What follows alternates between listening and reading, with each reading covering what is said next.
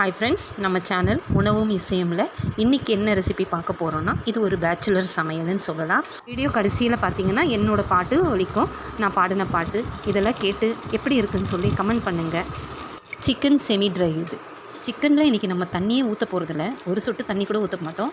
அதில் விடுற தண்ணியே அதுலேயே நம்ம மசாலா போட்டு அதை ஒரு ட்ரை ஃப்ரை பண்ணுற மாதிரி பண்ண போகிறோம்.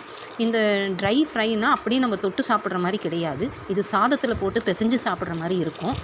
இந்த ரெசிபி என் தம்பி தான் சொல்லி கொடுத்ததுங்க எனக்கு. இதுக்கு தேவையான பொருட்கள்: குருமிளகு, சோம்பு, சீரகம், வரமல்லி அதாவது தனியா, முழு தனியா, பட்டை, கிராம்பு, 2 ஏலக்காய், மஞ்சத்தூள், மிளகாய்த்தூள், கொஞ்சம் சிக்கன் மசாலா பொடி, உப்பு. இப்போது இது எல்லாமே மிக்சியில் போட்டு ஒரு பவுட்ரு மாதிரி பண்ணிக்கணும்.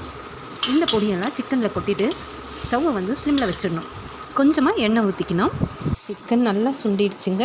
நம்ம ஊற்றின கொஞ்சம் எண்ணெயும் அந்த சிக்கனில் விட்ட தண்ணியும் சேர்ந்து ஒரு சின்ன அப்படியே பாருங்கள் கிளாஸியாக தெரியுது சிக்கனே, அந்த மாதிரி கிரேவியாக இருக்குங்க. சர்வ் பண்ணிக்கலாம்.